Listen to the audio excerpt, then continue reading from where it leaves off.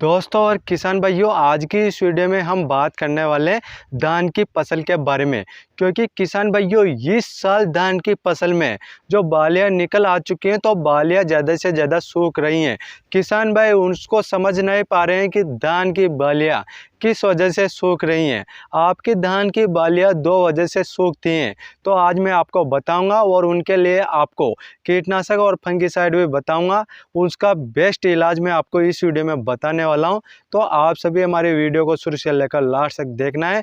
और आप सभी हमारे चैनल पर पहली बार आए हैं तो आप सभी हमारे चैनल को जल्दी से सब्सक्राइब कर लीजिए, क्योंकि आज बात करेंगे कि धान की फसल में बालियां निकल आ चुकी हैं पर बालियां क्यों सूख रही हैं। यदि आप अच्छे तरीके से इस वीडियो को देख लेते हैं तो आपको ज़्यादा से ज़्यादा रिजल्ट मिलेगा और आपकी धान की फसल में बालियां सूखने से आप अपनी धान की फसल को बचा सकते हैं। अब बात करते हैं कि धान की फसल में बालियां किस वजह से सूखती हैं। यदि किसान भाइयों आपकी धान की फसल में कीट लगा होता है तना में, तो उसकी वजह से भी धान की बालियां सूखती हैं। और दूसरा है किसान भाइयों, अपनी धान की फसल में जैसे कि रोग आ जाता है, उस रोग को बोलते हैं किसान भाइयों नेक ब्लास्ट। जैसे कि वह बालियां होती हैं तो उसके नीचे से गर्दन तोड़ जैसे दिखाई देता है, तो काली काली दिखाई देती है आपको किसान भाइयों, तो उसको गर्दन तोड़ बोलते हैं। उसकी वजह से भी आपकी धान की फसल में वह बालियां सूखी हुई दिखाई देगी। यदि आपकी धान की खेती में जो बालियां सूखती हैं तो उसको बचाना है, तो उसके लिए आप किसान भाइयों को इंसेक्टिसाइड और फंगिसाइड दोनों दवाओं का स्प्रे करना पड़ेगा, तभी जाकर रोग भी अच्छे से कंट्रोल होएगा और कीट भी अच्छे से कंट्रोल होएगा। तो उसके लिए आप किसान भाइयों को फंगिसाइड लेना है एमिस्टार टॉप का, जो कि सिजेंटा का मिल जाएगा आपको। उसमें टेक्निकल एजॉक्सिस्ट्रोबिन 18.2% और डाइफेनाकोनाजोल 11.4% ऐसी फॉर्मुलेशन में देखने को मिल जाएगा।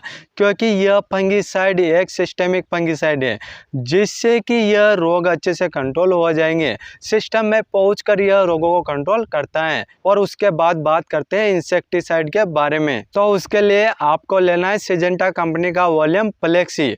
तो इसमें आपको टेक्निकल क्लोरेंट्रानिलिप्रोल 8.8% और थायोमेथोक्सम 17.5% ऐसी फॉर्मुलेशन में देखने को मिल जाएगा।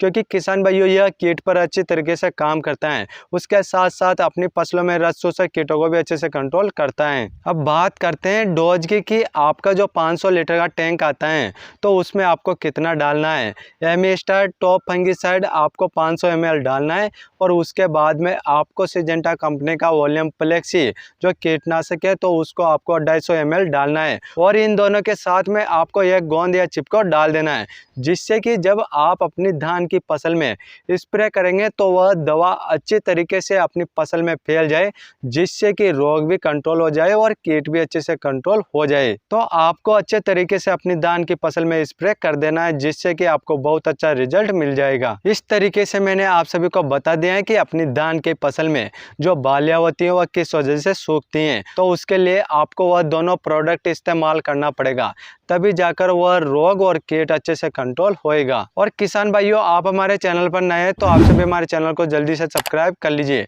क्योंकि मैं आप सभी को बताता हूं कि अपनी फसलों में कौन कौन से प्रोडक्ट डालना चाहिए और कौन कौन से कीट लगते हैं और कौन कौन से रोग लगते हैं। उन सभी की जानकारी मैं आपको इस चैनल के माध्यम से देता हूं। यदि आपका कोई क्वेश्चन या सवाल है तो आप हमें कमेंट कर सकते हैं, हम आपका कमेंट का रिप्लाई जरूर करेंगे। फिर मिलते हैं किसान भाइयों अगली वीडियो में।